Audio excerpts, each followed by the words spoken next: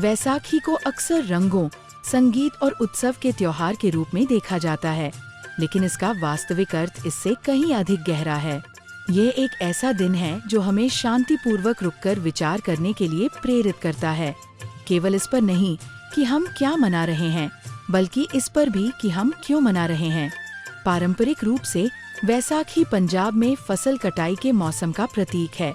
एक ऐसा समय जब किसान महीनों की ईमानदार मेहनत का फल प्राप्त करते हैं। यह हमें धैर्य, विश्वास और कृतज्ञता सिखाता है। धरती केवल प्रयास के बाद ही लौट आती है, यह याद दिलाते हुए कि कोई भी सार्थक चीज बिना जिम्मेदारी के नहीं मिलती। यह वैसाखी का दृश्य पक्ष है, फसलों की कटाई। लेकिन इतिहास हमें बताता है कि वैसाखी मूल्यों की भी कटाई है। वैसाखी शब्द भारतीय सौर कैलेंडर के वैसाख महीने से आया है, जो हमेशा से नवीनीकरण और नई शुरुआत का प्रतीक रहा है। पूरे भारत में यही समय विभिन्न नामों से नववर्ष के रूप में मनाया जाता है। वैसाखी, बिहू, विशु, पोइला, बोईशाख। अलग अलग संस्कृतियाँ, अलग अलग परंपराएं, फिर भी एक साझा विचार, एक नई शुरुआत। यही सार्वभौमिक नवीनीकरण की भावना वैसाखी को उसकी गहराई प्रदान करती है। ये केवल एक तारीख नहीं थी, ये वह क्षण था जब लोग बदलाव के लिए तैयार होते थे, फिर से शुरुआत करने के लिए तैयार होते थे।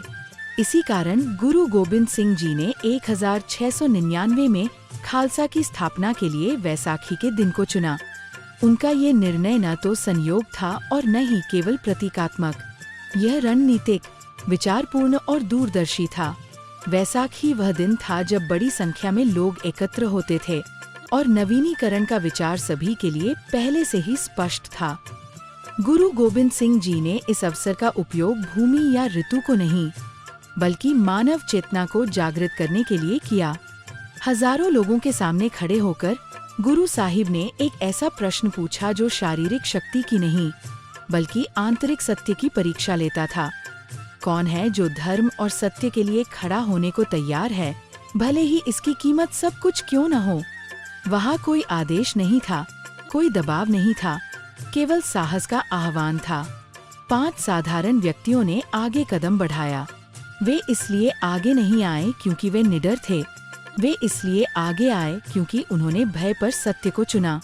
उसी क्षण वे पंच प्यारे के रूप में प्रतिष्ठित हुए और उनके साथ खालसा का जन्म हुआ।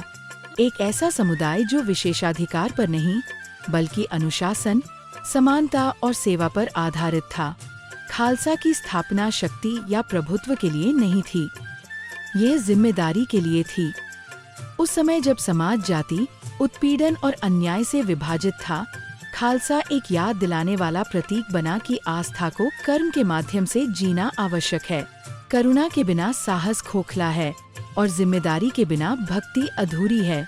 वैसाखी को चुनकर गुरु गोबिंद सिंह जी ने आध्यात्मिक पुनर्जन्म को सामाजिक कर्तव्य से जोड़ा, यह स्पष्ट करते हुए कि सच्चा नवीनीकरण व्यक्ति के भीतर से शुरू होता है और फिर समाज को परिवर्तित करता है। आज भी वैसाखी की भावना केवल उत्सवों में ही नहीं, बल्कि मूल्यों में जीवित है। जब लोग गुरुद्वारों में एकत्र होते हैं, नगर कीर्तन में साथ चलते हैं या लंगर में बिना किसी भेदभाव के एक साथ बैठते हैं, तब इसका संदेश स्पष्ट दिखाई देता है। मानव गरिमा किसी की स्थिति, संपत्ति या पहचान पर निर्भर नहीं करती। इसलिए वैसाखी केवल याद करने की चीज नहीं है, यह जीने योग्य सिद्धांत है। यह हमें चुपचाप कठिन प्रश्न पूछती है, हम अपने कर्मों से क्या काट रहे हैं? हम अपने घर और समाज में कौन से मूल्य बो रहे हैं? जब सत्य को समर्थन की आवश्यकता होगी, क्या हम खड़े होंगे या मौन रहेंगे? वैसाखी का वास्तविक अर्थ केवल संगीत, नृत्य या परंपराओं में नहीं, बल्कि चरित्र में निहित है। वैसाखी हमें ये याद दिलाती है कि नवीनीकरण स्वतः नहीं होता, इसके लिए साहस, ईमानदारी और प्रतिबद्धता की आवश्यकता होती है। जिस प्रकार किसान फसल से पहले भूमि को तैयार करता है, उसी प्रकार समाज को प्रहति से पहले अपनी चेतना को तैयार करना होता है। और यही कारण है कि वैसाखी केवल एक त्योहार नहीं, बल्कि एक शाश्वत आह्वान है, जागने का, उठने का और उस दुनिया के प्रति जिम्मेदारी लेने का जिसे हम बना रहे हैं।